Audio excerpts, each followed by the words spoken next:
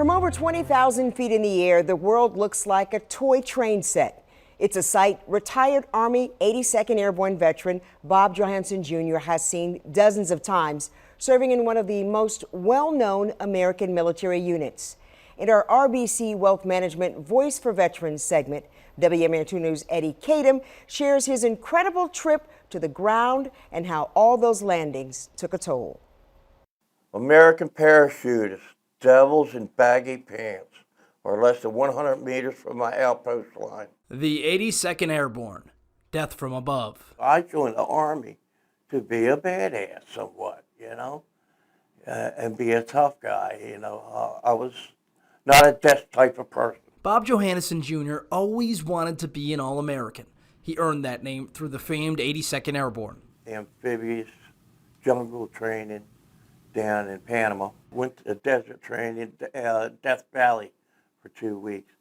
And I was in, my last unit was a Black Hawk unit. He became a sergeant within 3 years. Serving during the Cold War, he saw the uniforms change from that olive to camo. That was the first time they started drones around that period in about 1983.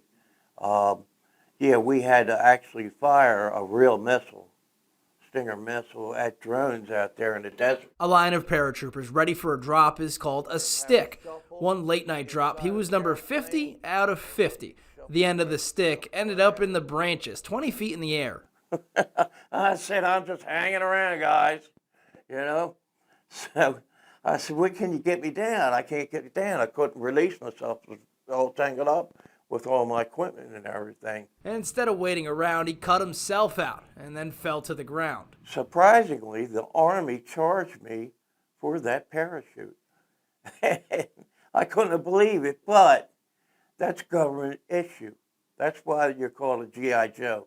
Your government issue, even yourself, is government issue. $110, he got to keep the parachute. He used it as a decoration at his brother's wedding. His 46 jumps also earned him 2 hip replacements. When he came to the VA, they knew what he did based off of his injuries, and they built a personal connection. Eating something good or just, doing something good for yourself. And when I leave the VA or after I talk to a veteran, I feel so much better about myself and about other people. He hasn't jumped since he retired. I can't sleep at night. They pop up from nowhere, and we never know when or how they will strike next. Seems like the black-hearted devils are everywhere. The memories of the view from above only overshadowed by the men and women that he soared with. At the VA Maryland Healthcare Center, Eddie Kadam, WMAR 2 News. To learn more about the Voice for Veterans segments and see more stories like this one, head to WMAR2news.com/voiceforveterans. And if you have a story idea, we want to hear from you.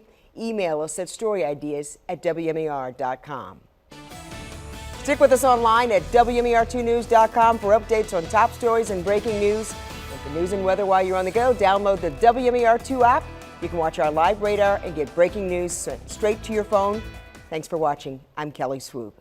This WMAR2 News Update is sponsored by Jones Junction.